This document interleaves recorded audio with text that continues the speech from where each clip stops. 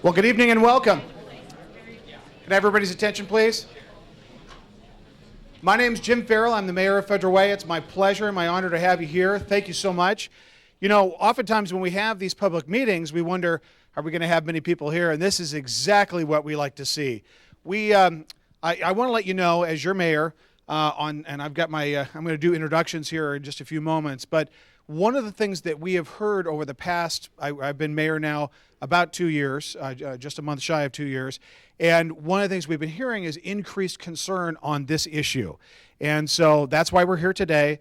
I'm going to go over the ground rules. I'm going to do introductions, but this is absolutely what we like to see. We've got some great people here that are going to answer some questions for you, and we'll talk about those ground rules. To give you a little bit of background, one of the first things I did when I became mayor in the beginning of 2014 is I went down to the airport, met with their leadership, talked with the FAA people, and talked about this issue and got a tour. The communication with the airport has been continuous along with FAA. Then I would say what really prompted this meeting was we had quite a number of concerns from the community that we were receiving in a variety of ways. You know, phone, email, communication through council and community members. We communicated that to the airport. We actually had quite a large delegation of folks from the airport, many of which are, actually all of which are here today, along with the FAA. We met in my office. I would say my Chief of Staff, Brian Wilson here, who's going to be helping this evening, he and I and other staff met with these folks in my office, and as a result of that meeting, we're having this meeting today. So I think before we get started, I just want to say we really appreciate, and I think it's important for us to appreciate their presence tonight, and we want to hear from them, and we want to make sure the dialogue is respectful and that we get your questions answered. So let's go over this, sort of the ground rules and how we're going to go. Do you all have an agenda? No? How many did we, there are, okay. If we have quite a number of, if you could raise your hand and we'll get you as many as you can. And if you need to actually, borrow one or look over at your neighbors, maybe you could share to the extent. But Kathy's going to get those out to folks.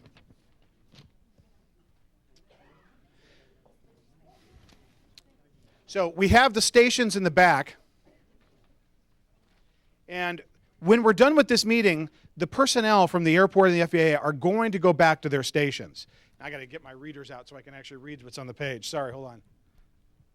So the stations, if you want to stay after that, or if you want to meander back there during the meeting, there are a number of different stations. Noise abatement procedures and noise monitoring. Number 2, contours, noise remedy, boundary, part 150 recommendations. Number 3, airport growth and regional economic benefits. Number 4, Port of Seattle environmental programs. And number 5, FAA. So those programs are in the back. So right now we're obviously doing the introductions. I'll introduce the folks in just a few moments. I'd like to go over the ground rules just real quickly. I think it's important that we stay on schedule.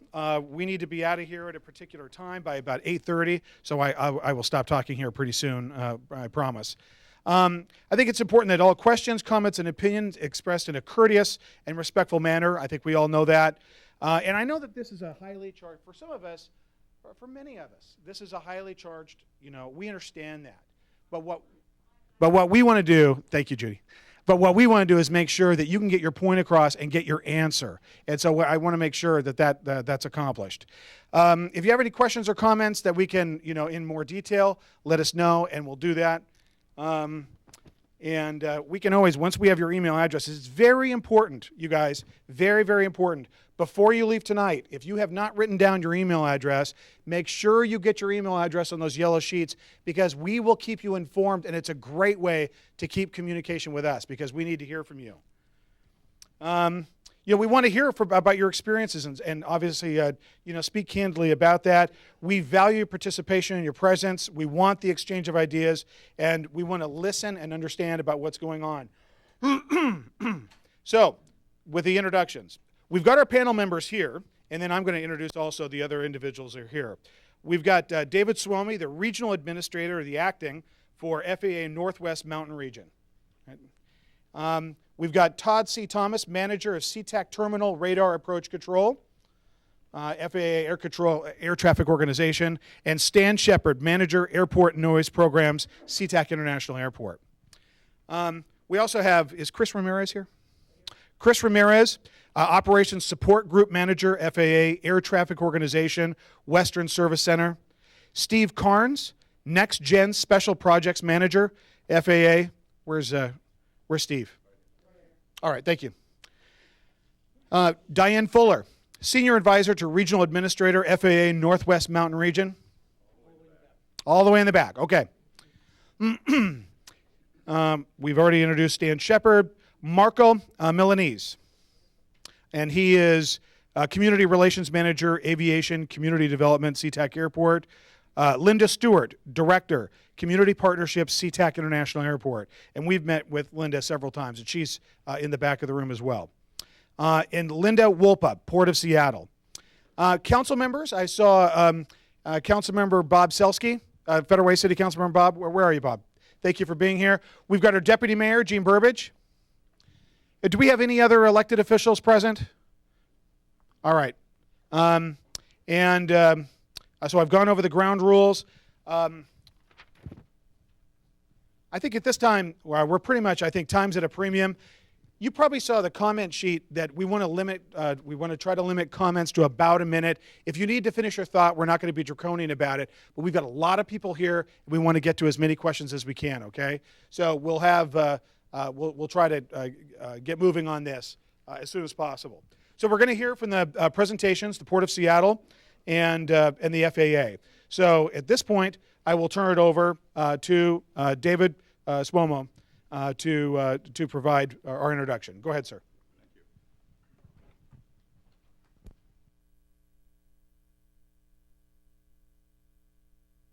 Okay. Well, thank you very much. Again, my name is Dave Sumi. I'm the Regional Administrator, Acting Regional Administrator for the Northwest Mountain Region. And I'm going to ask that Stan go ahead and kick it off. He's got the first slide, and it's going to bounce back to me. And then we're going to go ahead and get into a little bit of discussion here in terms of what we can't do and what's happening with technology and the industry going forward.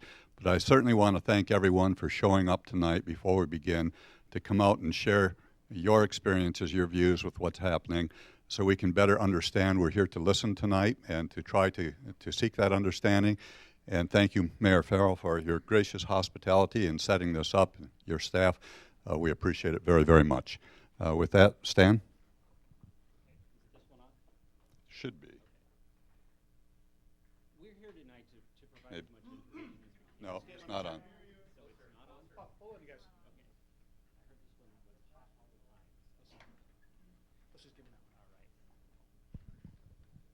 All right. Do you mind standing up, please? Sure, I can stand up, no problem. In fact, it gives me a little bit of maneuvering here to do.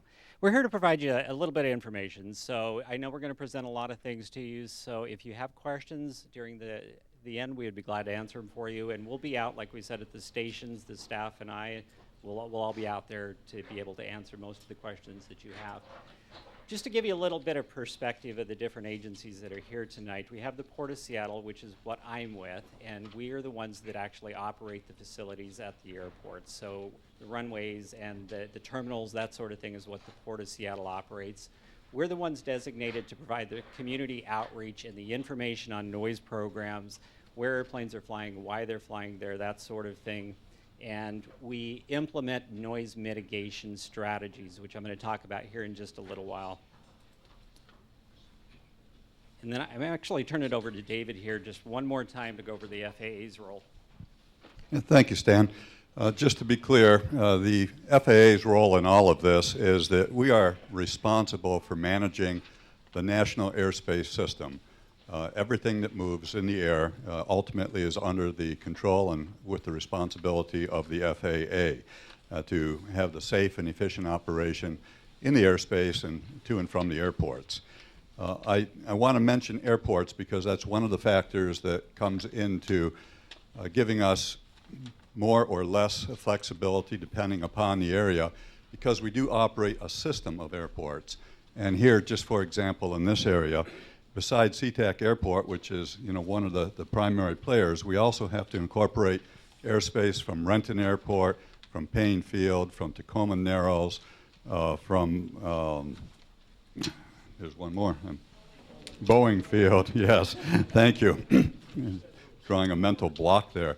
And also do that with other FAA facilities besides the air traffic control towers, the terminal radar approach control, which you'll be hearing a little bit more about in a few minutes, and also with Seattle Center. So it is a system. We're responsible for it. We control aircraft noise through various procedures and management in the airspace. And we have to do it in a way that's consistent with FAA safety standards. Many times, what appears to be a simple fix can't be done because it does not lend itself to being a safe operation, which is our primary mission. So you're going to hear a little bit more about that. And we help ensure the use of noise abatement procedures that I think Stan is going to touch on right now. So more to come a little bit later on our role, but right now I'm going to turn it back over to Stan. Thanks.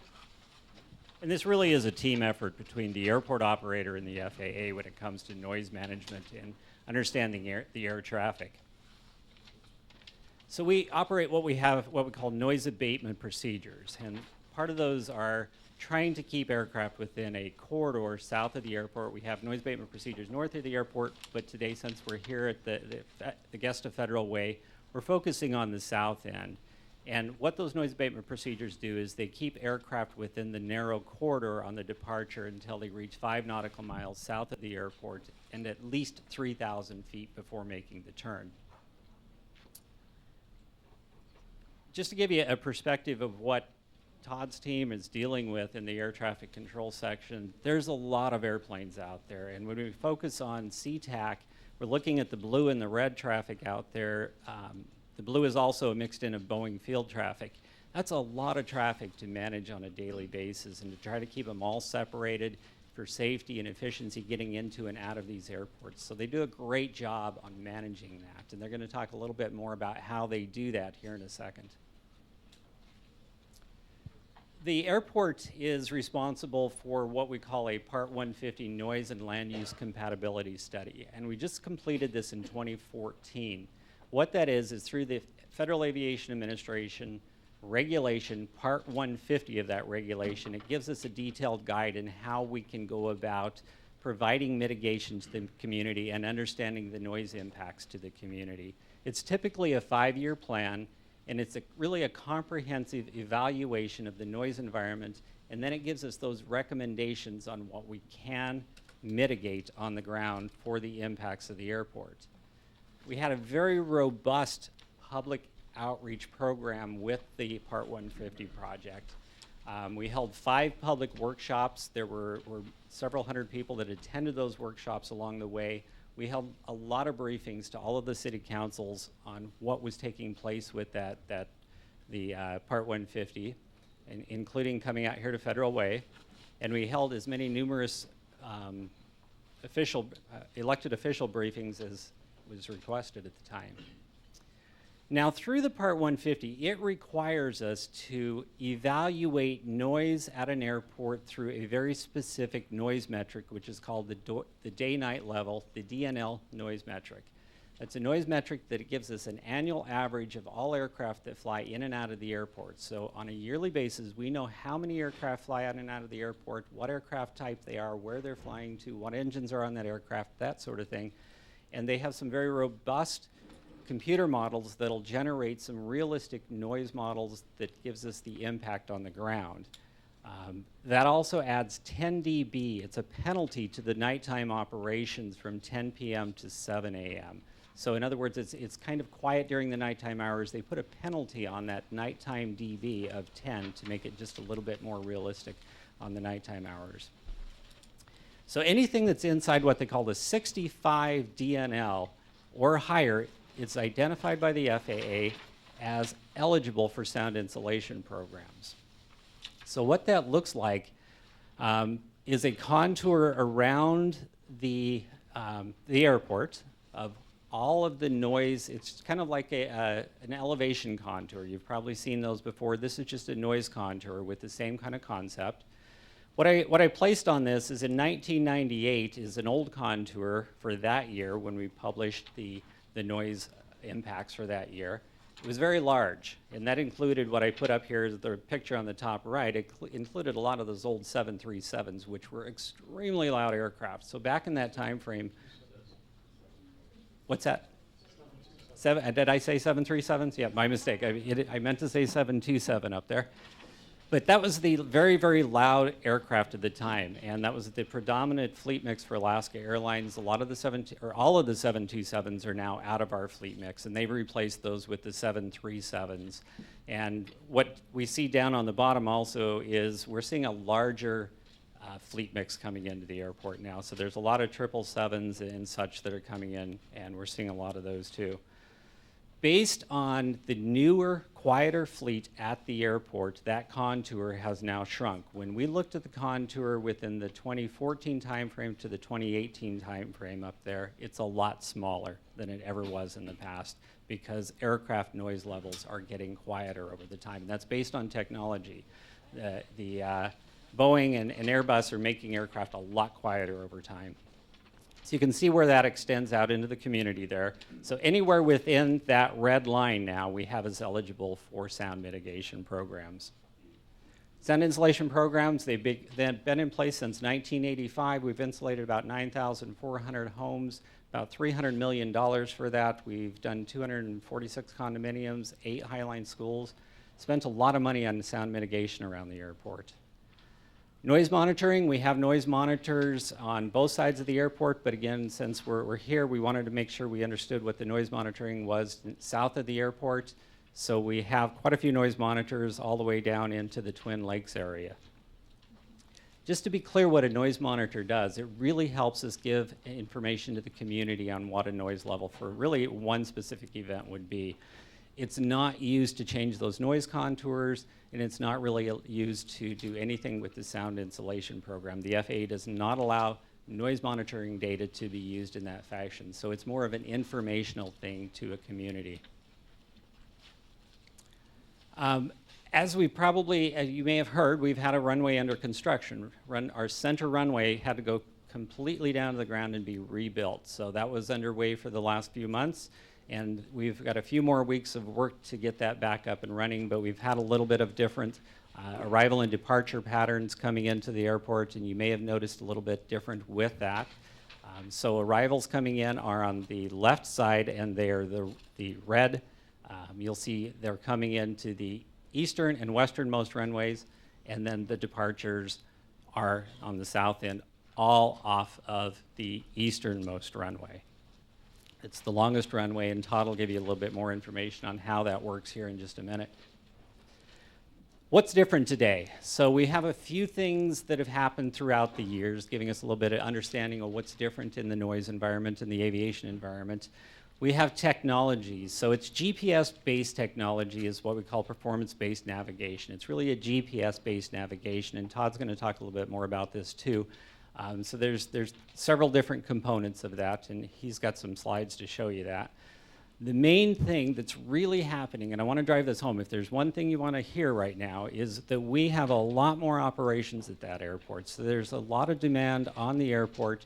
Airlines have been adding more flights in, and as you can see on the slide here, from 2012 we had 309,000 operations, 2014 340,000 operations, 2015 we're about 13% above what we were last year in September, so we're at about 286,000 operations right now, 13% above what we were at September last year. So operations are getting more and more, and that's predominantly the change you're hearing out here is you're hearing more aircraft go over your house. Fleet mix, like we talked before, is updated to large aircraft, so that's a change also. I'm going to turn it over to Todd now, I think it is, for Greener Skies. Nope, that's you. All right, David. All right. Thank you. Can you back up just one slide back? Yeah, thank you. A couple of points I just wanted to make to explain a few terms that you have here. Again, our focus is on safety and efficiency, the ability to move traffic for purposes of reducing delays. That's efficiency. So locally, I mentioned earlier that we have 7 different FAA and contract air traffic facilities here. That's part of the system. To give you some perspective, the combined average activity for those facilities on any given day is 5,240 operations.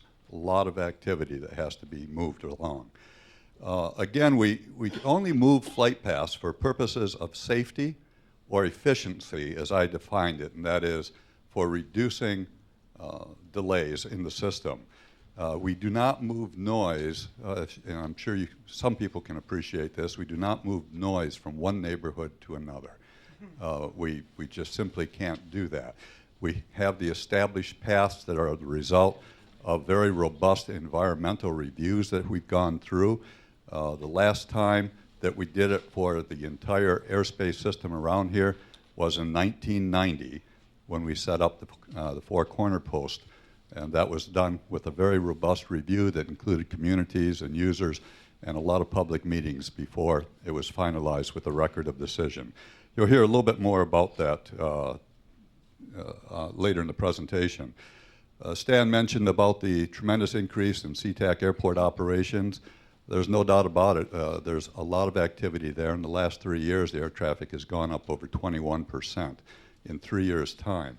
To put that a little bit in perspective, we still are far below the pre-9/11 activity that we had at the airport in the year 2000.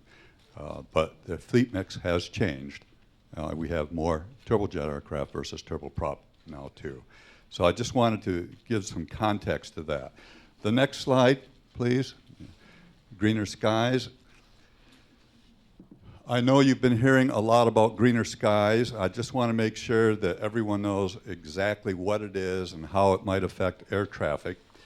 First of all, and I have to emphasize this, greener skies is a local application of a global initiative that the FAA has as part of NextGen. Greener skies in Seattle is not about departures. It doesn't touch departures. What it was is going and using this new technology that makes the flights much more predictable and efficient with GPS precision.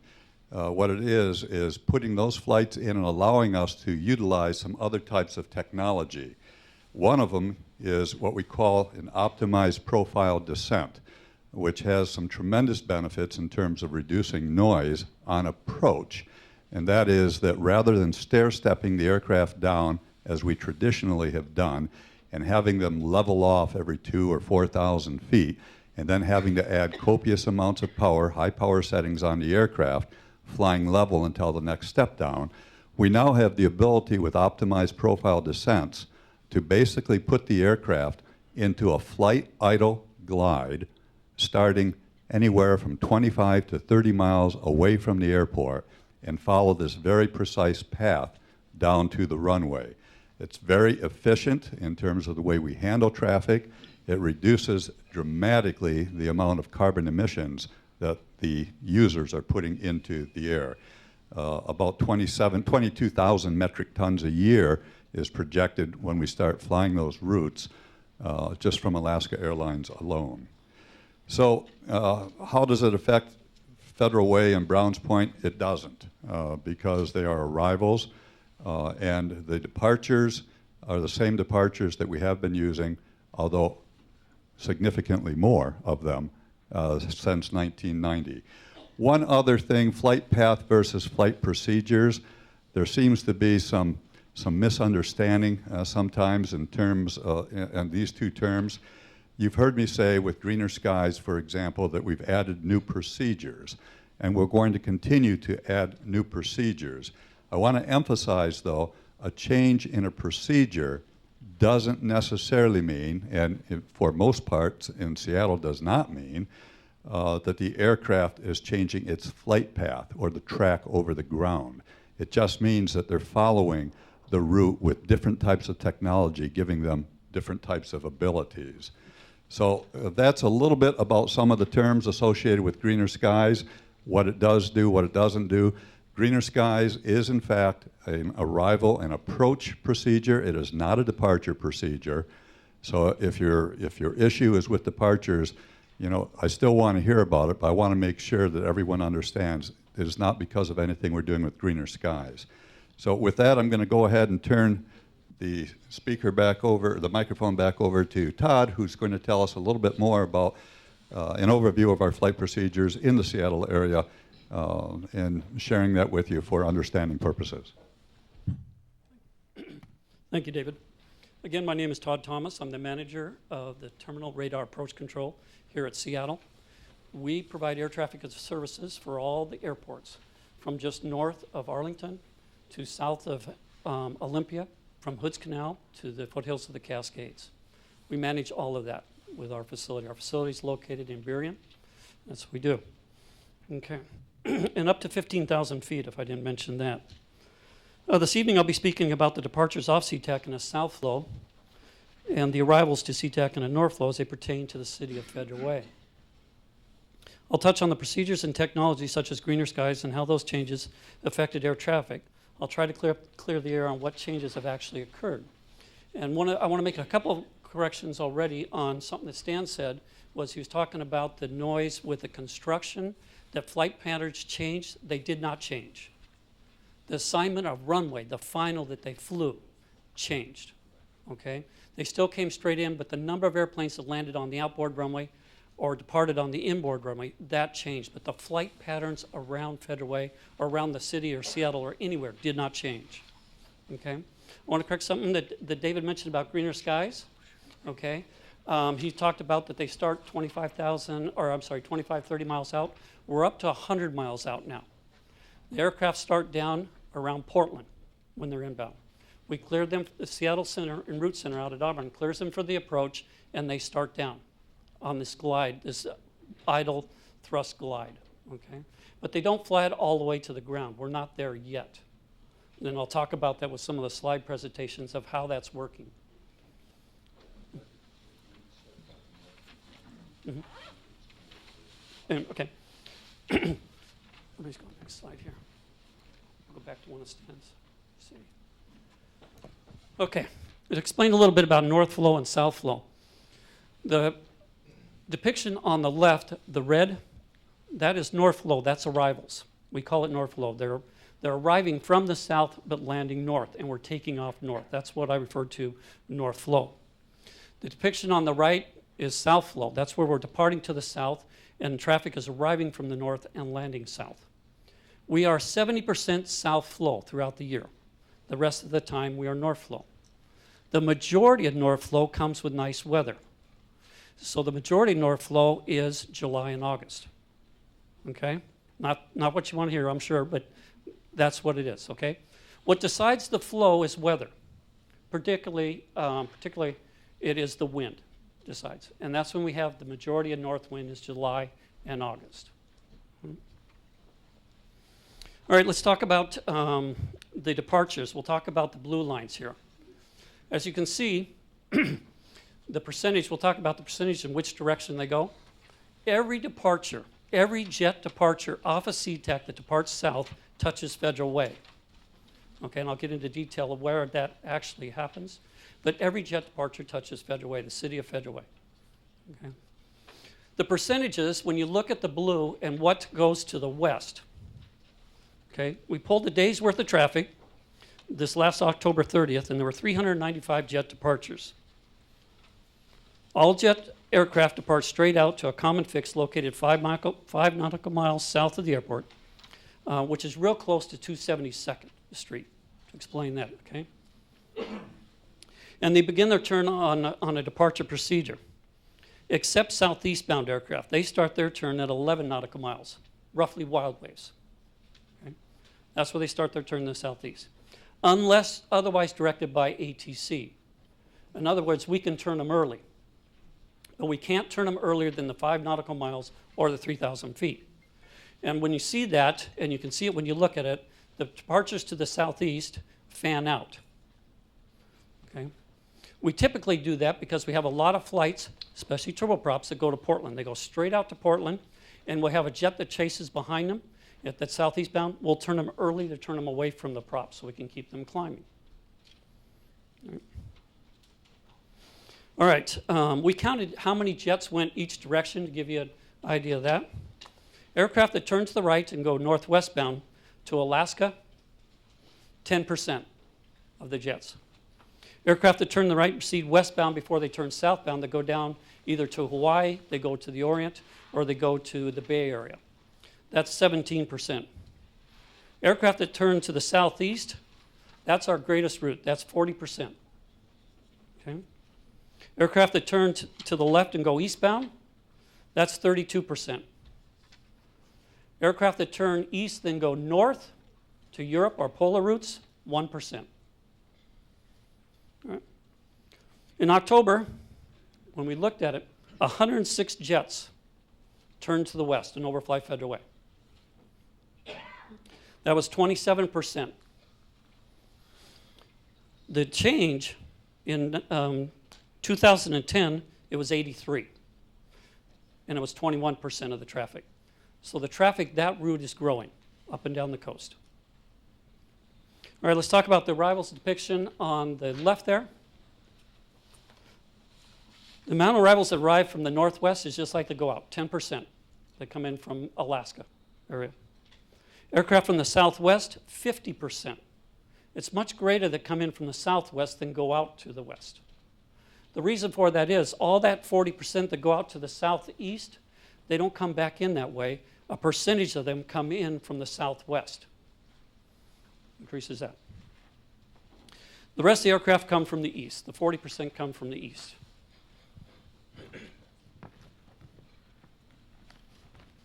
Okay.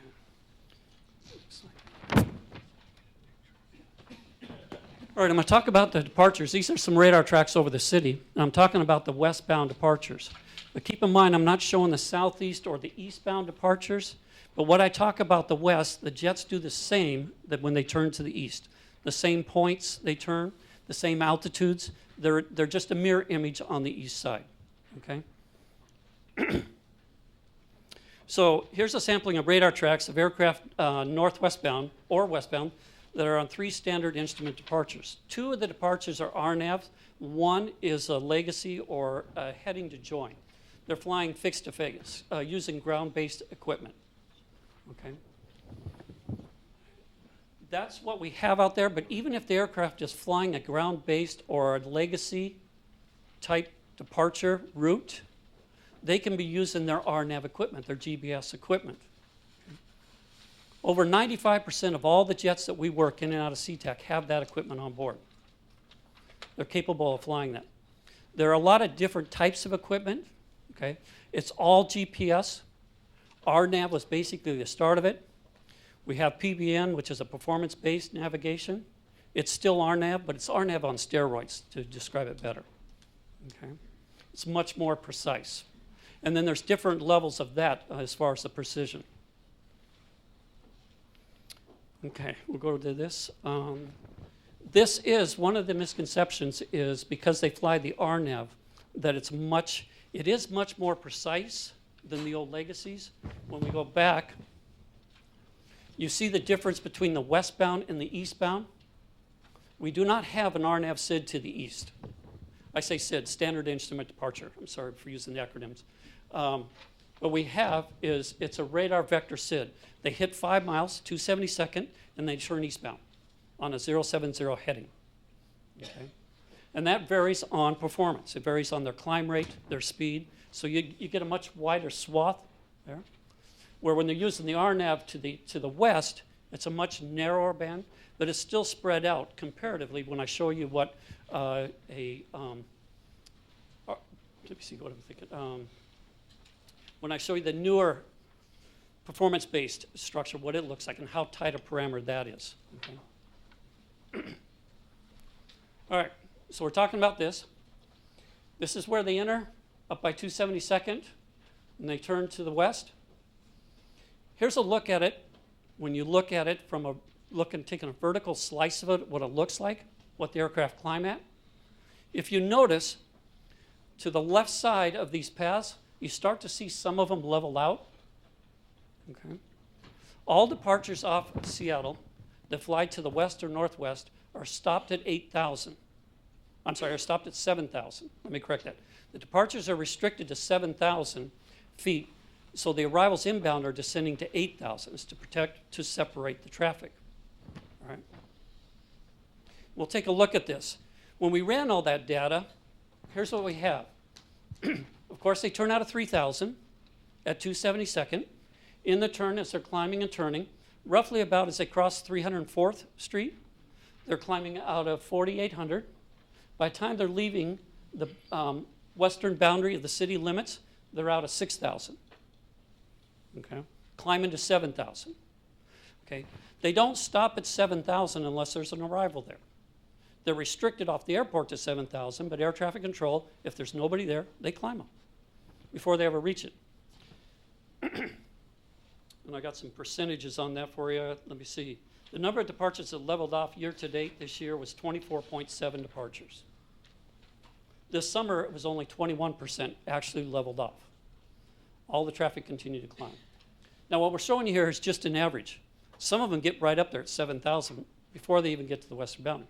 Some of them are down lower. They can be 4,500, 5,000 feet. The heavier ones, the international flights that are going long distance, fully loaded, they climb a little bit slower. Okay. Our traffic is seasonal. We run a lot more traffic, a higher percentage of traffic in July and August. One of the reasons for that is cruise ships. Cruise ships come in the summer.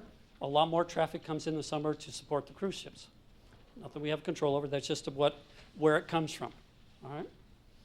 Here's been an interesting trend since 2010. The number of westbound departures, 2010 through 2014, was in the low 80s to maybe 89, 90. 2015, August, 135 went that way. Our prediction by the growth that we're seeing is it'll be 150 at least next year. I'm just bringing you the news. Just telling you what I know, okay? All right, that's departures. Let's go to arrivals. This is a sampling of radar tracks of aircraft, what we call on the mall visual approach. It's when we clear an aircraft, they say they got the airport in sight or they got preceding traffic in sight. We tell them to follow that traffic. We clear them for a mall visual approach. It's a published procedure.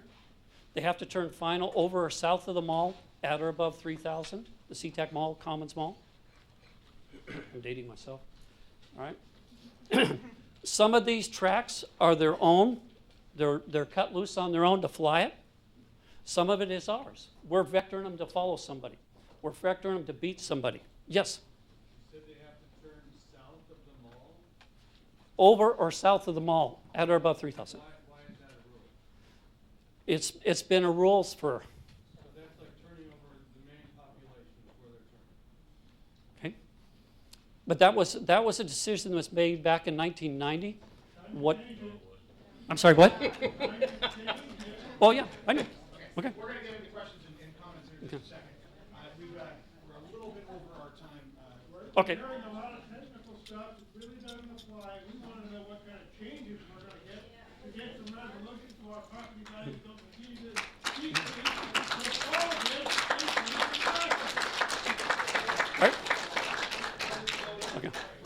let's go as fast as Okay. We don't want to hear all numbers and percentages. We want to hear something happen.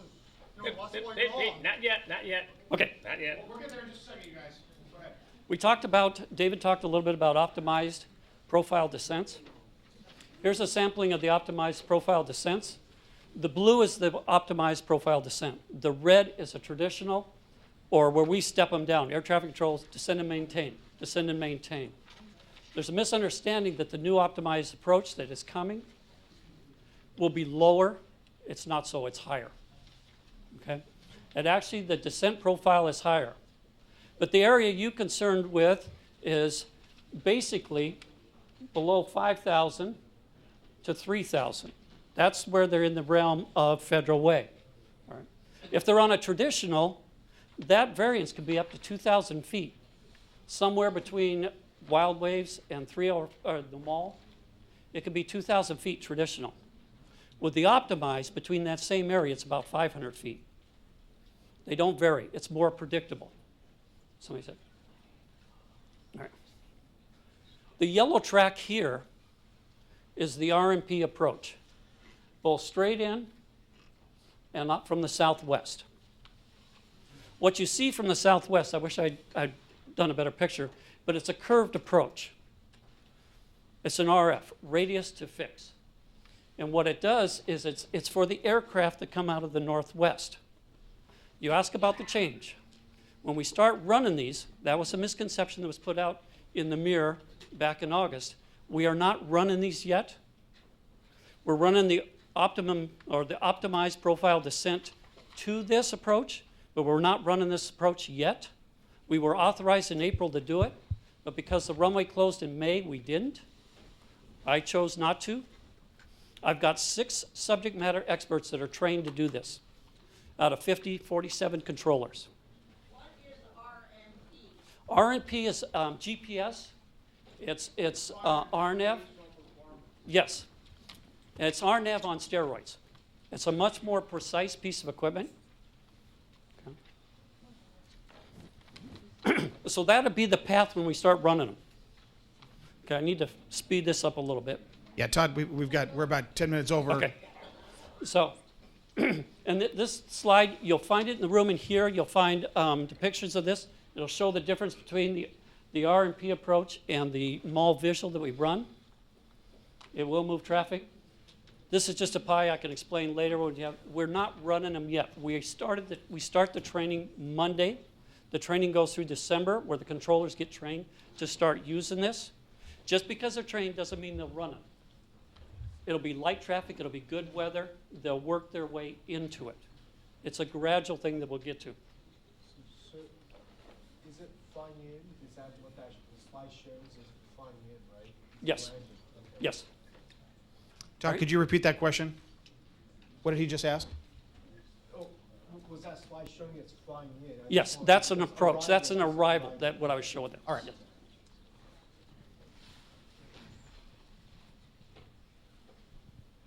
So if you would, let me go ahead and close out with a couple of the key points that I hope people have taken away from this. First of all, we have changed flight procedures, but not changed the flight paths. Aircraft are not flying at lower altitudes than they've always been flying. One of the biggest things that's contributing to the perception, well, not the perception, undoubtedly the reality of increased noise, is strictly related to the numbers of increasing aircraft. And there's very little that the FAA can do about stopping commerce, any more than we can go and clear up the traffic on I-5 by telling people they can't fly. The only time that we can move flight paths is to be done for safety or the stringent efficiency that I mentioned, that is for delays. And the last time that we've changed flight paths over the region was in 1990 when we put the 4 corner posts in. And we've been abiding by that for the last 25 years. It was after a very robust EA process, environmental assessment process. So, and then finally, you heard a little bit about the technology. With the increasing sophistication of technology, the aircraft flight paths are becoming more precise. They're not quite as dispersed as they used to be in some instances, but that has quite frankly been happening over the last 10 years. It's not a new phenomenon that has been happening of late. So I think that concludes the key points that we wanted to have with takeaways going forward. At this point, we have some time for public question and answer. Thank you very much. And thank you very much for those presentations. All right, now the most important part of the evening is to hear from you folks. We've got the yellow sheets. How many, does anybody else have a completed yellow sheet that we could pick up and we're going to start calling people? Anybody, any other yellow sheets? All right, thank you, Mark. Let me grab that. Any other yellow sheets, because we're going to call. All right. All right, I'm going to have my Chief of Staff, Brian Wilson, call these out. You've got 1 minute, and what will allow you to finish up your comment, and we're not going to interrupt any answers, but we want to make sure that we've got a lot of people here, so we want to make sure we get as many people to answer as possible. Yes, sir. Oh, you want to? They're at the front door on the counter. Okay, Brian. Okay. Okay, thank you. We'd ask that everyone, each person that comes up, to come up to the podium, please, to speak. First, we'll have Ken Logan, followed by Kathy Filbert and Rich Griffith. So please come up in the order that I call up. So first is Ken Logan. Okay. Next, Kathy Filbert. At the podium here, thank you. Followed by Kathy is Rich Griffith and Michael Kuhn. This is where you want me, right? Yep. Perfect, thank My you. name's Kathy Filbert. I live in Federal Way. I'm representing myself, not my homeowners association. I live down by Knutson Theater, and I'm a real estate broker who couldn't sell a house in Twin Lakes in August because of the airplane noise. I understand all the statistics that were presented. I don't care if it's a 777, 777, a 737. My dad worked at Boeing. He promised me those planes were going to get quieter, but if you put them, and I disagree, even if it's more traffic then and the elevation hasn't changed, then we need to have a great noise abatement program, because if you look at Sky Harbor, Phoenix, Orange County, San Diego, all those people have a great noise abatement program. Sky Harbor's still working on it, where they take off at a higher elevation and turn further out. So I would encourage everybody here, we need to work with our city council to work on noise abatement, because sometimes it's a nationwide problem. There was an article last week in the Wall Street Journal with the FAA, and I think it's important to remember quality of life takes precedence, and the noise pollution we're suffering. I'm going to take an extra second. So you said, Mayor, at the beginning, to say something kind of personal. I've lived here 20 years, and my dad works for Boeing for 25. I'm a huge plane advocate, but there has been a change. Last week, I recorded 3 times between 12:30 in the morning and 1:30 in the morning where I woke up. And the reason I woke up was the plane was turning over at my house, and I don't care if it's statistics or it's lower or what it is, they need to turn higher, further out. Woke up my dog. On November 4th, I went outside my house to the smell of kerosene and called the SeaTac airport, and they never call me back. So I want to know who we call and who's going to be our contact point, because the FAA needs to hear more from us, just not tonight. Thank you.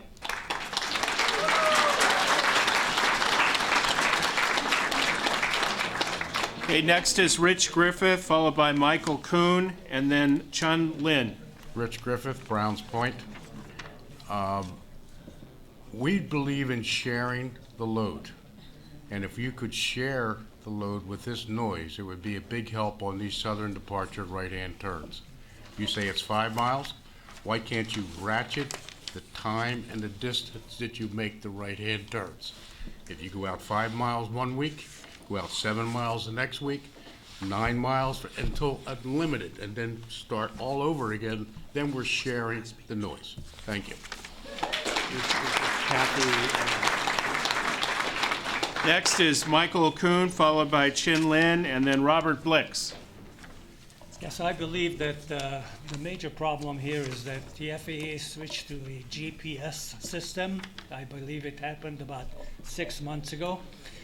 And I think it happened all over the country, because Phoenix is now suing the FAA because it happened exactly the same way there, where they rearranged the pattern and it's flying over areas where they were not flying before. So they're flying over us. I believe the idea is to save fuel for the airlines, which is great, but we're doing the suffering. And I don't see why you cannot practice noise abatement procedures just like they do in Europe. I understand there's only one airfield here in the United States, and that's San Francisco, that practices noise abatement procedures. And I don't understand why you cannot do it here. Thank you.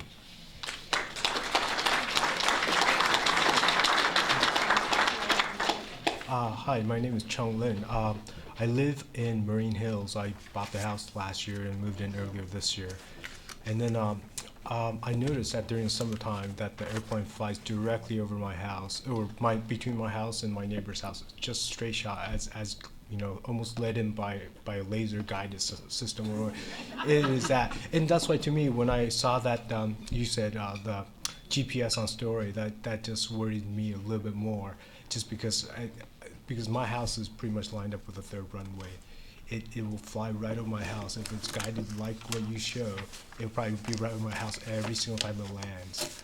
And it's just a worry because during the summertime, the noise is like a spigot. It turns off around 10:30. I noticed. I've been keeping track because I was all worried once I didn't realize that. So I came here to find out what could you guys do to slow it down or to taper it off. But it doesn't look like, if it's based on commerce, there's more and more growth. And then so therefore I'm just a little bit worried about how late that spigot will turn off in the evening. Okay, next is Robert Blix, followed by Lloyd Doctor, and then Gary Grant. The truth of the matter is, if you live south of the airport, you are on the wrong side of the tracks with respect to noise abatement. This is serious. Our neighbors to the north, Bellevue, Medina, Clyde Hill, West Seattle, they are treated differently. Whatever the gentleman at this table might tell you, and they are not telling you the whole story. Okay? The departures to the north follow industrial, commercial zones and water. Elliott Bay, Puget Sound. They turn at an altitude of 10,000 feet. Aircraft departing to the south, as we have stated here, turn at 5 miles and 3,000 feet. If you can't see the disparity, then you need some new glasses. Arrivals to the north are permitted shortcuts. And those shortcuts will take you over Federal Way, Auburn, Redondo. Those same shortcuts are not allowed to the north of the airports. And gentlemen, you know this. And I know it.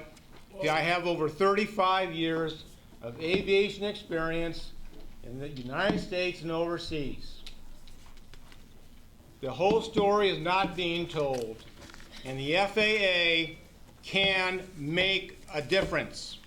They can change what has become a deplorable situation. Thank you.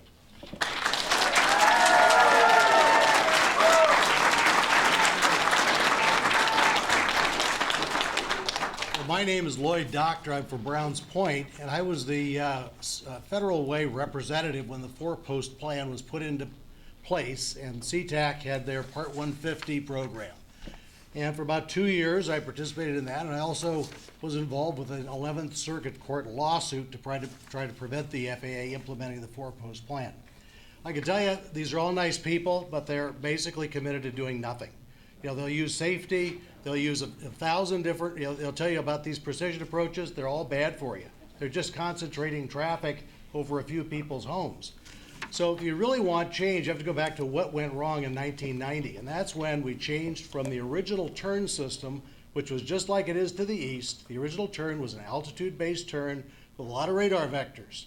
And they went to this ELMA departure, which is concentrated at 5 miles. And it just spits everybody directly to a 5-mile point, turns everybody, and it maximizes the impact on Federal Way. Goes right down 320th Street. You couldn't have a better noise dispersal system. We campaigned to get them to take it out about 2 more miles over I-5 down to the Port of Tacoma. We campaigned to get them to have a variable turn again.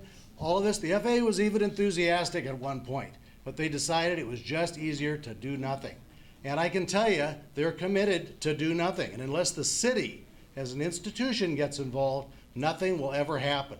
It takes the cities to do something, because we're just a bunch of noise. We're good entertainment. They're letting us vent our upset feelings.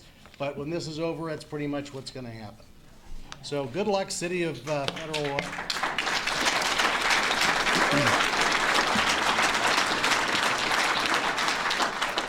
Next is Gary Grant, followed by Monty Cotilla and Douglas Osby. My name is Gary Grant. I live out on the Southwest 356. The biggest problem that's been talked about is noise, but there's also an issue with when your airplanes are coming in. There's interference with certain things that you have, computers, TVs, radios, that hasn't been talked about. Now, when this first started, I spoke with David because at the same time that this was being implemented, McCord Air Force Base was also expanding their reach on where they take off.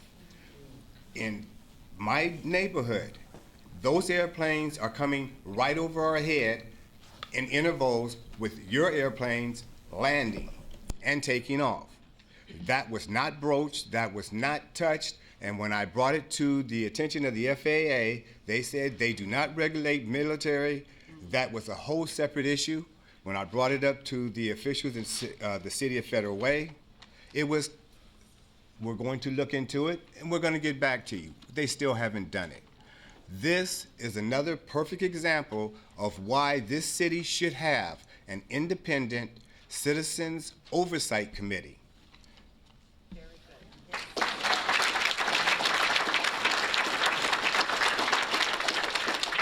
Next is Monty Cortella, followed by Douglas Osby and Jeffrey Morris. Hi, my name's Monty Gotilla, and I live in the Twin Lakes district of Federal Way. A lot smarter people than I have been up here, and I believe spoken the truth, especially when they're talking about their knowledge of the jet industry and things that the FAA has not done and has done.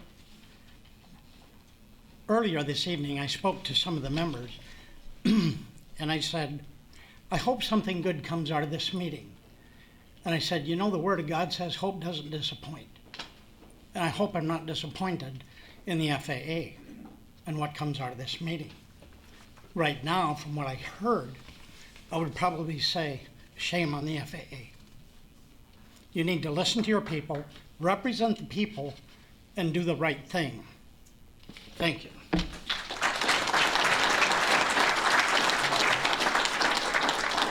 Douglas Osby, followed by Jeffrey Morris, and then Neil Corbin. Pass. Yeah, a friend of mine was a 747 pilot back in the 80s. He used to pride himself on bringing his plane from 30,000 feet or whatever he was flying. He'd pull back all 4 throttles and he would glide in to the airports. Now, if one person could figure that out in 1980 something, why is it taking you guys so long to try to figure this out now? And I was down to Fife the other day, and I'm not sure what the mileage is, but it's got to be pushing 10 miles from the airport. There's airplanes that are down, it looks like you could hit them with a slingshot. And their wheels are down. So there's a lot of drag in that plane. So they push them throttles up, and them 737s come screaming through there. Why can't they leave their wheels up until they get 2 to 3 miles from the airport and then put them down? And another thing is, when planes are taking off, I was told that after they get up to 3,000 or 4,000 feet, that they can back the throttles off until they get away from all the people living underneath, and then go ahead and punch it. Some planes do that, but probably 85 to 90% of them, the motors are screaming when they go over Federal Way, and I live on the north end of Federal Way. Well, by the new high school that's being built. And they just full throttle all the way. They don't have to do that. Thank you.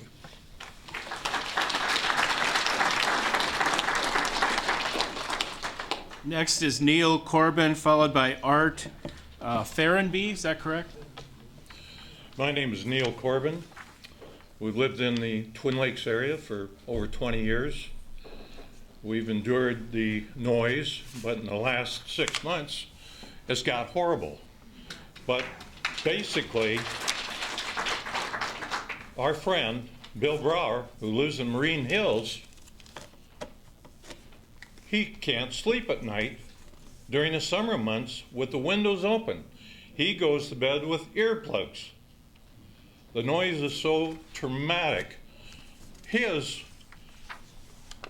home, he claims, has depreciated by 100,000. Real estate people next door that are trying to sell a home, a realtor pulls up and the client gets out of the car, a plane flies over every 90 seconds, they get back in the car and they leave. The whole point of this is our homes are going down in price, and nothing is being done about it. The FAA could do something about it. We could introduce takeoffs maybe around 2,000 feet. That would take you out over Des Moines, over the water, and it also would go east over the industrial area. It would be a minimum amount of homes that would be injected, and there would also be the ability to clean up that, pay the people for their homes. We would have the planes over the water. We would not have the same amount of noise. Once again, going into these other cities, like somebody mentioned down in California and Newport Beach, Orange County, I used to fly in and out of there all the time, and we had a noise abatement system down there. It wouldn't quit. Again, thank you very much for your time.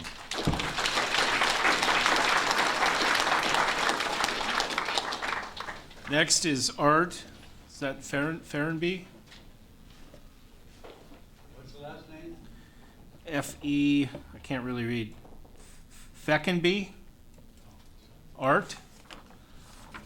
Okay, let's go to Susan Larson, Scott Chase, and Joel Cohen.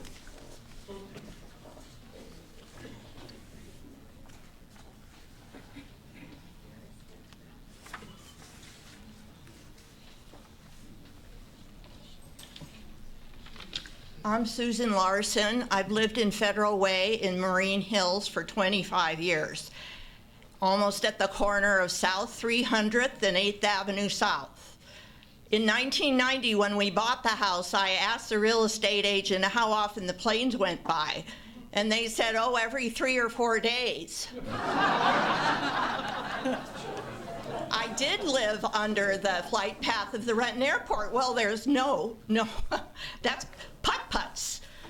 Okay, so my husband is a gardener. He's retired for 8 years. He loves the garden. I cannot go out and see the beautiful garden because of the airplane noise. Marine Hills is one of the best neighborhoods in Marine Hills. It looks out over the water, should be beautiful. I take a walk, and there are airplanes all over the place. Most of them go over 9th Avenue and 10th Avenue. Some go on 8th Avenue. There are planes that go right over my house. I'm 68 years old, I don't sleep well, and I hear the planes almost all the time. Maybe I get a quiet sleep from 12 to 3 in the morning. So I think your noise monitors are not where they should be. I think that the planes may glide, but I think the noise may be different in terms of where they are in their glide. And I think the contour of the land is also a factor, because sometimes I'm at Saltwater State Park and it seems quieter. On Tuesday, I was at Des Moines Elementary, which is on 9th Avenue and 223rd, and the plane was low, but it seemed like it wasn't as noisy. So I think your area of sound needs to expand, especially if you're using this GPS or RPM or whatever it is, and they're all going to go over my house. And it doesn't make it a very attractive place to live. And the property values in Federal Way are the lowest in King County. Why is that? We've already heard. Thank you.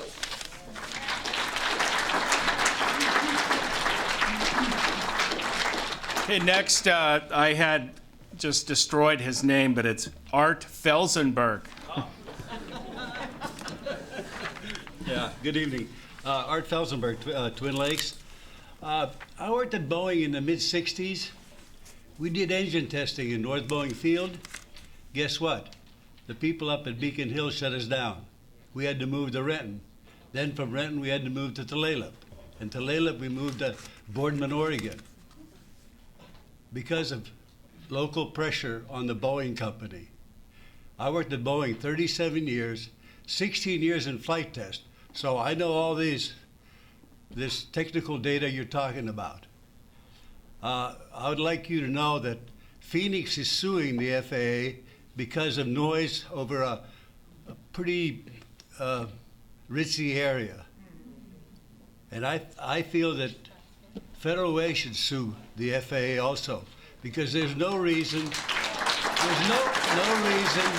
that you folks can't have the airplanes go another 3-4 miles south over Fife or down over Commencement Bay, where it's less populated, and you'll be at a higher altitude, less noise.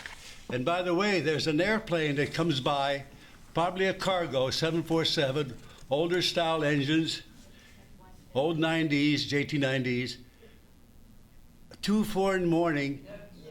It's so noisy, it wakes everybody up. Why don't you control it? I don't know about, there's a military airplane or two also that's pretty noisy. It comes over, right over the sound, just a little bit north of me. Okay, thank you.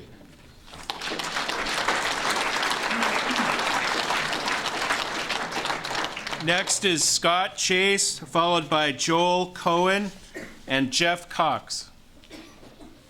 Hi, my name is Scott Chase. I live in the Campus Woods area, second place and 327th. I think it's deplorable that departures to the north are treated differently than departures to the south. You know, you mentioned that this was redesigned in 1990 and the city has grown greatly and the density of population has grown greatly in this city. And it continues to grow. Things need to change here. There is so much noise. The airport traffic is increased. Okay, the flight that gentleman is talking about is EVA Airlines 25, and it departs SeaTac at 1:50 and wakes me up at 2:08 every morning. It's a 747 400, I believe, and I've called the Port of Seattle, and they said that they get constant complaints about this flight. And I encourage you all to call the Port of Tacoma and complain about EVA Airways Flight 25 at 2:05 in the morning. So this is the kind of thing, is that if we had flight patterns to the south that were similar to Seattle, all of this stuff would stay over the industrial part and I-5 corridor, and it should follow the same approach, the optimized approach that's coming in through 5 and go out that direction and quit torturing these people. I'm at 400 feet. Browns Point has a radio tower and such. I mean, these are high elevated areas that you've now put all of the traffic over. And the traffic has increased. I've been here 30 years. It's increased. It's tripled since I've moved here. And it's expected to go up another 50% in 10 years. Something needs to be done. This is unacceptable. And the FAA to only consider efficiency and safety and not consider us and our quality of lives is unacceptable.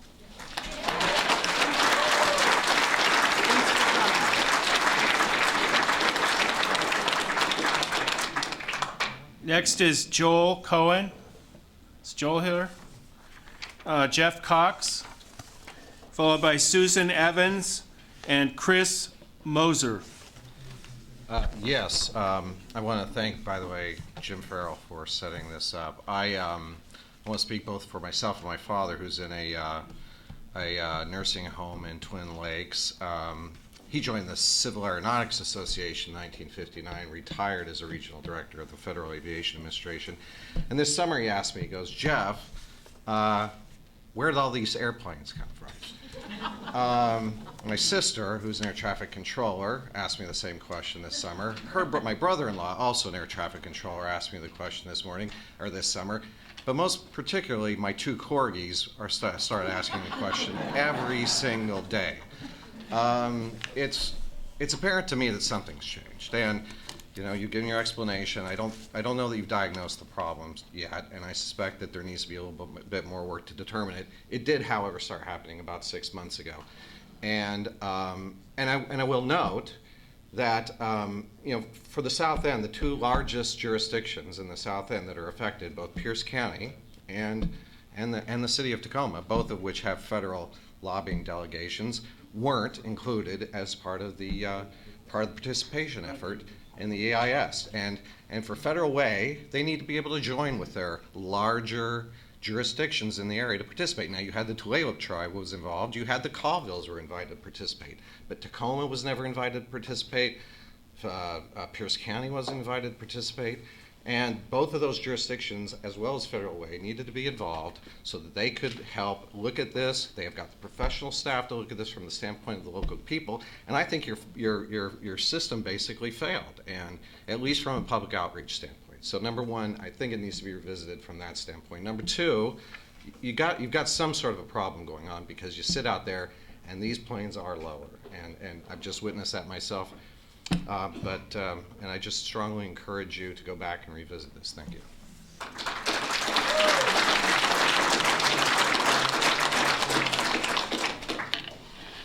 Hi, I'm Susan Evans. I live in the Ridge, which is fairly close to a lot of the communities people have talked about tonight. And one of my biggest problems is not arrivals, it's departures. Where we live, and it seems, I'm sure everybody else feels the same way, but it seems as though it's right over our house is where the turn happens, and then they are ascending. And so during that, of course, they're increasing their engines. Our house literally vibrates. Everything shakes. The windows are shaking, glasses are shaking. And it's most noticeable, of course, between midnight and 5 a.m., where we regularly wake up. Not just my husband and myself, this gentleman's corgis, my two German shepherds are very upset about it. And by the way, I measure noise for a living, and I can guarantee you the noise is above 65 at my house at night without the 10% penalty, or 10 dB penalty. Thank you.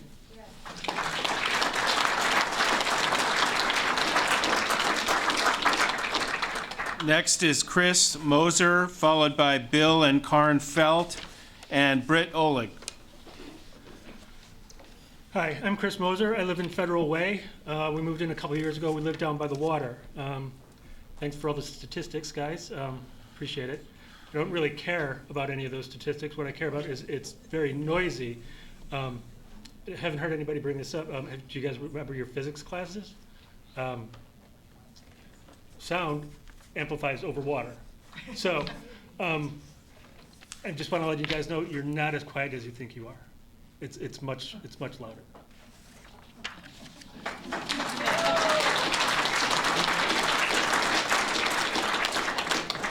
Got Bill Felt, Britt Oleg, and Virginia Marquardt. I'm Bill Felt, a 45-year resident of Marine Hills. I've had a request from somebody else in the audience who would like to know what the number of the line to call is. So if that can be announced before the end of the meeting, that would be terrific. I'd like to talk about the 70-30 mix that there is, departures. We get 70% of the departures, and the North gets 30. As we sit in Marine Hills, I think we have to have white caps on the water coming from us on a north wind before the planes will actually land to the north. It seems to me when there's no wind, the planes are departing to the south. When it's 5 or 10 miles an hour, the planes are departing to the south. And it seems like somebody to the north has more clout, putting more pressure. We've got more port commissioners. We have no port commissioners from the south. And we're getting screwed. Yes, we are.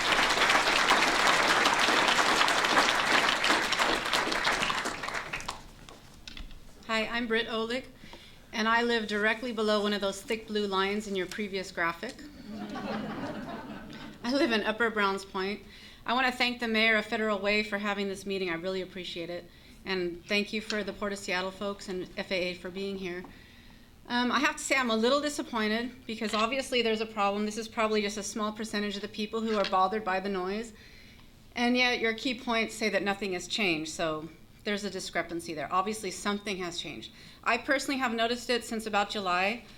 The problem is you're saying flight paths have not changed, and then your last point contradicts that, saying that they're more precise. I think that's part of the problem. I mean, I've noticed since July that the planes are coming directly overhead sometimes every minute. They're coming in at 6:15 this morning. I heard them every few minutes. They're coming over. They're coming really, really low. And this is not something that I noticed 2 years ago when we purchased the house, specifically to be away from the aircraft noise. So, and then I have a real problem with your fourth point because that really doesn't seem like you're here with any kind of willingness to have a change, because we're talking about quality of life, noise, property values, and right here you're kind of coming in saying you're not going to change anything except for safety or stringent efficiency reasons. So there's kind of a disconnect there. So I urge the FAA to please consider all of our concerns. And thank you again, Mayor, and hopefully we can get this problem resolved. Oh, the other thing I just wanted to mention quickly, when you look at that map and you see there's very few houses. If you make the turn to the west shorter, you're going over maybe just a couple houses, but you're going down to the longest part over Browns Point so that you can affect the most houses possible. I think that's a problem. So. And I also like Mr. Griffith's idea of maybe just kind of varying it and not quite having that precise path. So thank you very much. Appreciate it.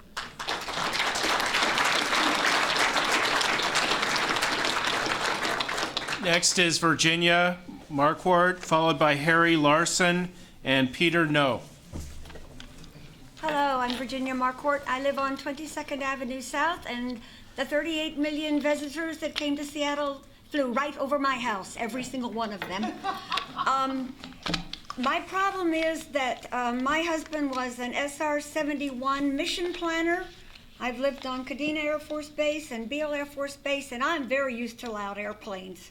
So these airplanes, and especially this year, starting in March, and the big wide bodies, Emeritus is the one that flies over my house the lowest. I have a real problem with how they're coming in. They're supposed to be on these organized flight paths, and yet they're at all different altitudes in between. Emeritus flies over my house with the wheels down, and I can see in the wheel wells of these planes that are going over my house. They are so loud, my house shakes. My animals all hide. I have a cattery. My cats are, if you drop a pin now, they're terrified because they're scared of all this noise.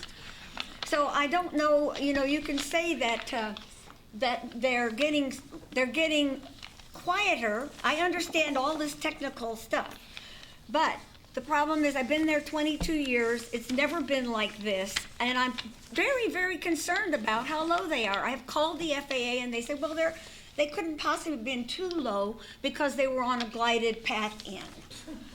And if I have a yard and I'm standing on my deck and the wings are hanging over my yard and I'm looking up inside wheel wells, then they're too low. I don't care what the FAA thinks. So I'm just scared about one of these days my son in Houston is going to find out that Mom got taken out by Emeritus, who was too low flying into SeaTac. So that's my personal story.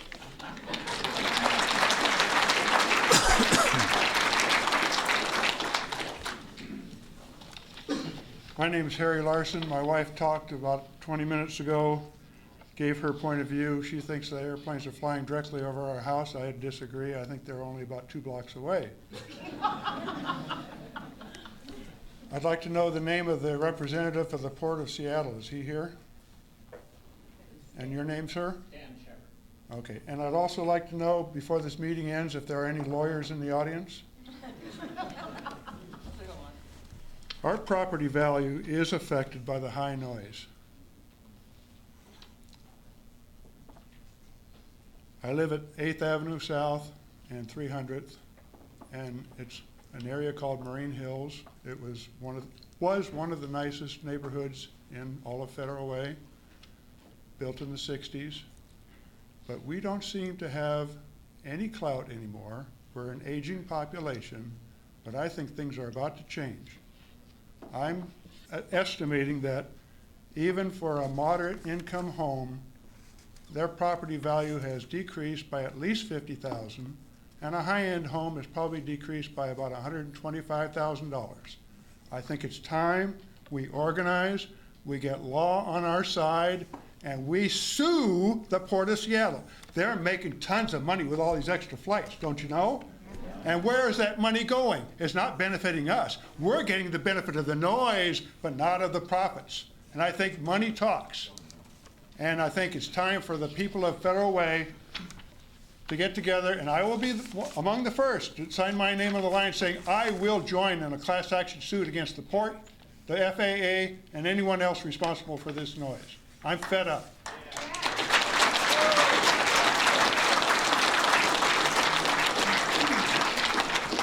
Next is Peter No, followed by Jan, Jerry, and Susan Peterson.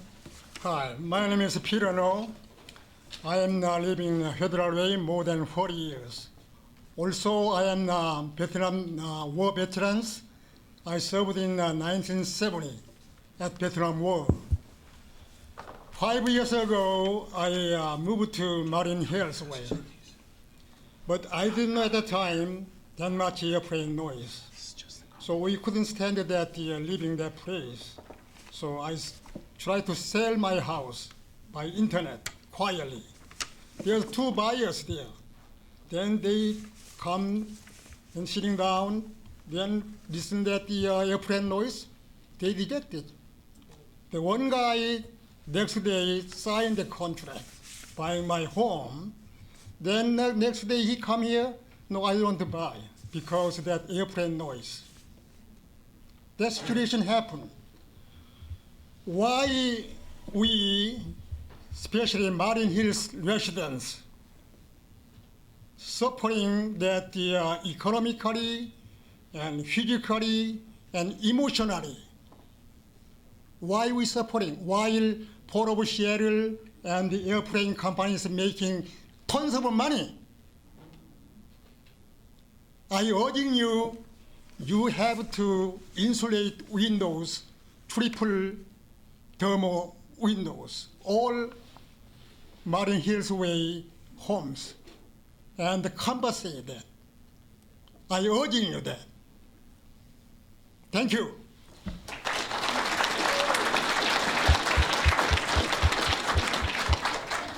Next is Jan. Oh, there you are. Gary. Garrett, sorry. I'm sorry. I'm from Beacon Hill. I came here because I'm with the Noise Task Force for Beacon Hill.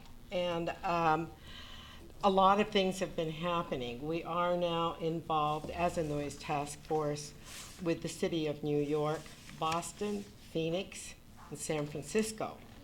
All of them are very involved with their senators. Now, if you talk to the Port of Seattle, Stan will be one of the first ones to tell you, we can yell and we can scream and we can complain all we want. Our airport was built years ago, long before all the population came in. It was chosen because it had less fog than other areas. It also had the space and the land that they had to deal with are the runways. Now, the 3rd runway was put in several years ago, and at that point, I had gone to one of the meetings at SeaTac where they had promised all the noise isn't going to increase. Well, of course, we all know it did. But I do want to tell you that what is taking place politically, in order for us to get our muscle back, is you're going to have to vote. You're going to have to demand from your senators that they go back to Congress and fight for states' rights. Orange County is grandfathered in, and they have noise abatement procedures, and they also do not allow aircraft to fly in or out during the evening and more early morning hours. Tokyo, a city way larger than Seattle, does not allow flights in after 11 at night and till 7 in the morning. Trains, no commercial traffic. So this is happening in a city that is wealthy and they are making money. So I urge you all to contact congressmen and try to get states' rights back. When you get your states' rights back, then you have a voice in Congress to tell the FAA, to tell the Port of Seattle, no more flights. Not only because of noise pollution, but your air pollution. I don't know if any of you are aware of it, but the EPA has done quite a study in New York and at Heathrow in London. And the pollution that is hitting your children going to school is affecting their studies. So there's a lot of things to consider, and I really urge you all to please try to get your states' rights back and get rid of this.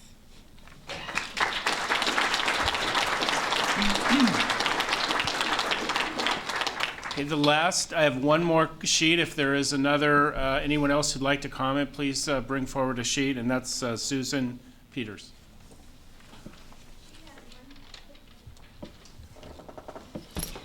I'm speaking as an individual from Marine Hills. I live on 6th Avenue South and 298th Street. As I got into my car to come here, I looked up on 6th Avenue South, and there was an Alaska Airline plane coming over my head. And I am not kidding. You are wrong when you tell us that there is not a noise problem and that there are not more planes. If you've got so many people that are coming into this airport, then go north, build another airport up near Painfield or somewhere else. But don't make us pay. You've got here representing not even all the people, I'm sure. This is many millions of dollars worth of homeowners.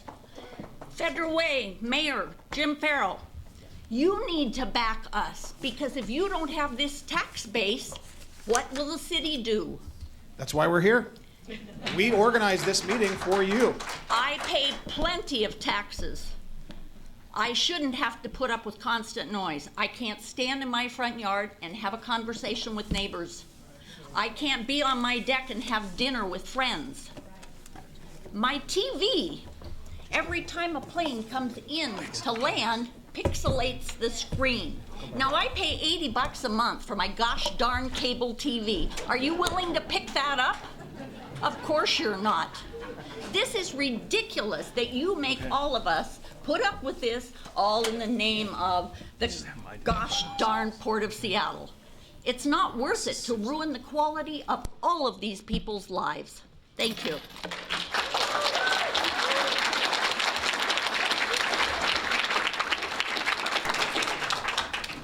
Judy's a religion. Thank you, Mayor. Thank you for having this meeting. I live in Lakota Ridge, between Marine Hills and Browns Point, and we purchased the house 20 years ago, knowing that it wasn't under the flight pattern. I took a class today that said, consider the people who are not here. They have the conversation like this: honey, do you hear anything? No, I don't hear anything. Well, listen. It's raining, it's windy, I hear the fan. Right. Did you notice there's no airplanes going over our house anymore? Those people are not here. The people that are here are the ones that are hearing changes of airplane craft. I was born on Agani, Guam Air Force Base, lived on Whidbey Island. I know airplane noise. We were not under it, and now we are. Taking off south and heading west. And it's wrong. So that is like taking I-5 corridor, 99, where there's box, Costco, Winco, car sales, lumber yards, all next to a corridor. And it's like, we have new technology now. We can pick that up and put it over neighborhoods and make that noise, 18-wheelers, buses, transport, in a place that it shouldn't be. Just because of new technology and GPS does not mean that you can interrupt and change a corridor of skyways or roadways. Thank you. All right, thanks, Judy. And Judy, if you could, and we're going to have some folks come up next who have not, for one reason or another, they didn't fill out a yellow sheet. But when you get done, can you come over here? We want to make sure we got, okay, great, thank you. And they're white now. That's why I couldn't find it. All right, could you please introduce yourself for us? Zach Anderson. I live down over by Brigadoon Elementary School. I've lived in Federal Way for about 13 years. I really apologize for most of you here. I didn't know there was an airport noise problem until I saw the sign. And I'm all for fixing this for you people out there. I don't want you to have to experience this, but I don't think we can fix our problem at the risk of commerce. Something like the idea of Orange County, where it limits flights in at 10 o'clock, could cripple this region. And I'm all for fixing everything we can, but we can't jeopardize the economy of this region for us. And I just want that to please be in mind, that if there's a way to help everybody without causing extra tax dollars or crippling this economy, getting people laid off because now the airport's closed from 10 till 7, it's a 24-hour operation. There'll be people now who live in Federal Way without homes because they can't afford it, because they don't have jobs anymore. And we can't have a better lives ourselves if someone else is on the street. I want the problem fixed for these people. I don't have it down south, but I don't want this region to suffer because of it. All right, thank you very much. Now we've got another individual who didn't get a pink sheet, a yellow sheet. Sorry, during the council meetings they were pink, but for this meeting we did yellow. We had another gentleman, sir, in the back. All right, go ahead. My name's Kenneth Peralt.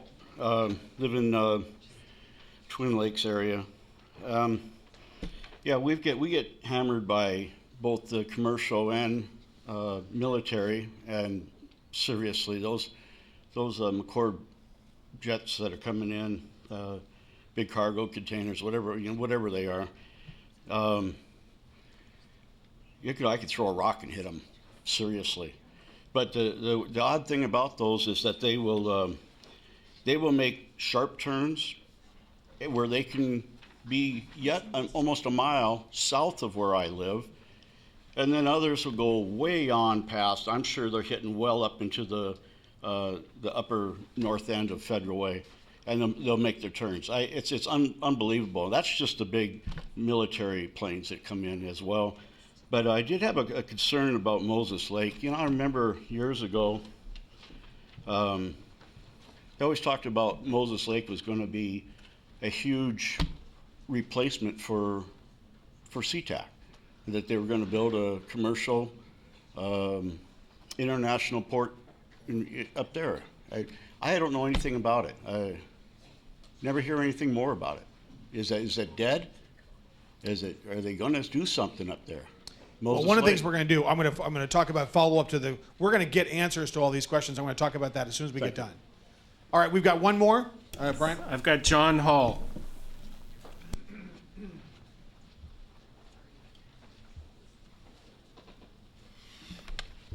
I want to thank the mayor for this forum. I live about 5 miles north, just over the line in Des Moines, which we bought the house almost 20 years ago, and the airplanes came in on 16th Street. And, those houses were all noise insulated because they were in that nice little envelope that we put up on the floor. Now, we didn't have any vote or anything. Nobody asked us whether we wanted runway 3, but runway 3 is now in operation very heavily. It comes directly over the house. There's no noise abatement done on the house or anything like that. And something's got to change because the property values are just falling out the bottom. No one's going to come out of their car and look at that house for sale and say, I don't need this. All right. I think that some of the things that my problem is with the Port Authority, not with the FAA, because the Port Authority is the one that's scheduling things, that's growing everything. It's growing like mad. Everybody's making money, but us poor retired folks out there are getting killed with their property values. All right, we need to do something. And the biggest problem is the big jets. Take that Air Emirates one and send it out to Moses Lake. Send the freighters out to Moses Lake. Quit building more industrial stuff, warehouses and that sort of thing. Put your port of transfer out in Moses Lake. Get it the hell out of SeaTac. Get back to the 737s and the Airbuses that take off quickly and they're gone. All right, thank you.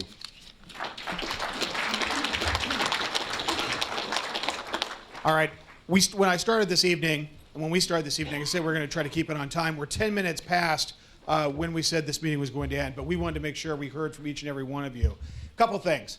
In the front of the room, if you have not already signed in and put your email address, that is how you're going to get the answers to your questions. We are going to start a dialogue. I think Susan White was talking about, hey, this is the responsibility of the city. You're darn right. That's why we're here. We appreciate the fact that The folks from the FAA and the airport are here, and I'm going to turn it over to them just real quickly to see if they have a brief answer to some of these questions. But the critical part and the absolutely important thing is, it is fantastic that you are here tonight. We want to hear from you, and we want to keep having that dialogue, and we want to keep hearing your feedback. The only way that's going to happen is if we get your email address over there, or unless you, yes, sir. I didn't want to interrupt you, but I would like to say something. All right, go ahead real quick. One of the reasons he said the FAA changes flags was due to safety. I'd like him to explain why it's safer to turn lower and over the city, rather than go straight down 99 or I-5 and turn later. How is it safer turning lower over more houses? That's great. I'm going to turn that over to David real quick, and then I'm going to let him give just a couple of brief answers. And the most important thing is, again, that we get that feedback. So, David, what do you got? That's a gentleman's question. To answer your question about the safer what took place in 1990 with the four corner post was we were running traffic in and out of SeaTac in certain areas on what we called the legs, the departure paths, the arrival paths. They were on the same path. In other words, we were running traffic from the south, departing south, arriving north, head on to each other. We did not have separate legs for departures, separate routes for departures and arrivals. They flew the same routes. We held traffic down, the departures down, brought the arrivals over top of them. Then once they cleared, we would start the arrivals down.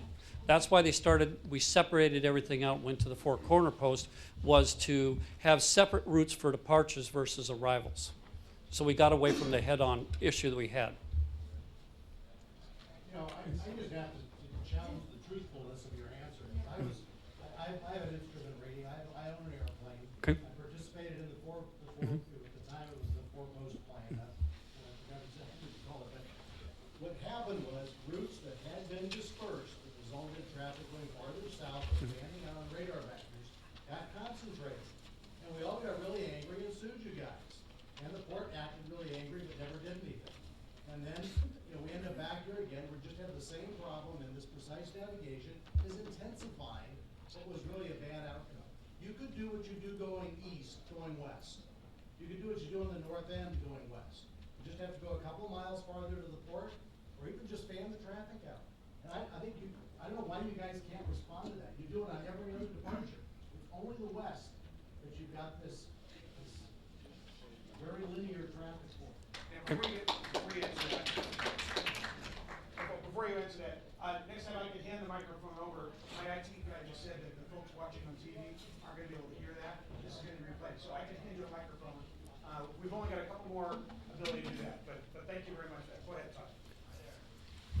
Okay. 38 years in the FAA. 30 of my years have been here at Seattle. Okay. And it was a head-on issue that we had. Right? The other issue we had was Elliott Bay. All the traffic came in Elliott Bay. It didn't matter if it was coming from the south, the east, the west. And the aircraft, we were think of it as a zipper. We were blending them in together like we do on Final today, except we were doing them in a turn, and airplanes were belly to belly. It was not safe, and that was one of the reasons why we went into where aircraft 24/7 came straight in and straight out at the north end. Okay? The south end had a head-on situation where everything went out the 158 radio, everything came in the 158. Yeah, we still dispersed them east and west, but there was a percentage of traffic that went straight out and came straight in, and that's why we went to the four corner post. But you are correct. The fanning to the east, all the departures, procedures that we have are the legacy standard departures of vector heading, except the two to the west. Okay, we have two other ones that are being rebuilt that are just for noise abatement in the north flow. So just as a simple city request, the city would just say, let's look at getting a fanned departure and taking traffic another mile or two down over Costco and I-5. 90% of these people would be much happier. And the reason this wasn't done is it was politically unpopular to make any change. I was told at the port meeting, the reason was, we'll just get somebody else that's angry. But at some point, the city has to become a good broker and figure out the best thing for Federal Way. And if you could focus the question, you'll get out all this. These are nice people. Sure. They need somebody that's a pressure point. Thank you. You know, I think we're right now at 8:45, you guys. One of the things I want to make sure that we've got an opportunity for you is that by the time 9 o'clock rolls around, our personnel, these folks here, and our personnel are going to need to go. So I want to make sure there's opportunity for individuals where you can go back to the stations as well. So, David, is there anything else you want to say to kind of round it up? No, I just wanted to say. Okay. Stand by. Actually, can I call on Michael maybe, or one of the staff that knows that? Okay, 206. I'll give you the hotline number. The hotline number is 206-787-5393. 206-787-5393. Is that right, Tom? Okay. Does somebody answer that phone, or is it recording again like the last time? If it's during the daytime hours, you have an option to hit a number and it'll go directly to the staff in the office. Yes. We are committed to calling everybody back. 206-787-5393. David, you want a few last words?